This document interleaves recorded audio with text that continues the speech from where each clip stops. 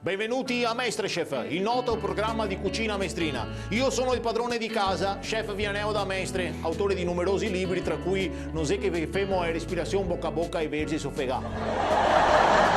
Entri il primo insulso componente della giornata, dai forza, andiamo che Buonasera guarda chef, via. buonasera, buonasera, sono Matteo, ho già esperienza nel campo della ristorazione, mi scusi se sono così frenetico nel parlare, però mi piace presentarle questo piatto, un piatto che unisce la mia tradizione veneta con le mie esperienze culinarie all'estero. Io ho lavorato tantissimi anni in Oriente, precisamente in Giappone, e ho preparato un piatto che unisce la tradizione orientale alla tradizione veneta, i fasoi in Tokyo!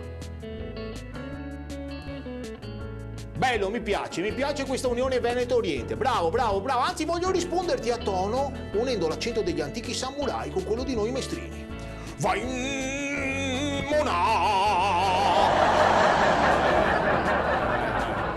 Fasoi.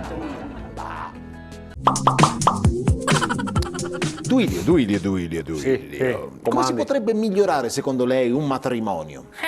Lascia la domanda, già. Lascia la domanda. Che cosa che dice il genio qua. Cioè, come si potrebbe migliorare un matrimonio? È una domanda veramente che è difficile rispondere, dottore.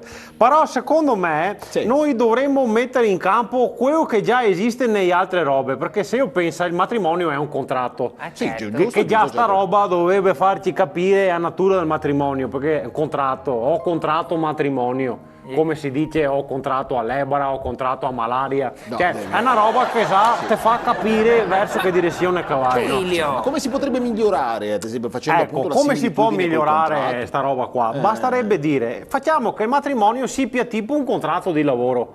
E allora, siccome esistono diversi contratti di lavoro, perché deve esistere un solo contratto di matrimonio? Spiegami questa storia. E ora, oggi esiste il matrimonio a tempo indeterminato, Certo. che ci te decidi di stare insieme e se te vuoi che ognuno va a posto strada è un bel casino, ok? Perché te avevi detto no, dovrebbe durare sempre. Perché non inventiamo il matrimonio con un contratto a tempo determinato? Ti te stai insieme 2 anni e dopo te decidi se rinnovare oppure no. Non avrissimo mai rinnovarmi io. Appunto. E ora mi propongo queste soluzioni qua.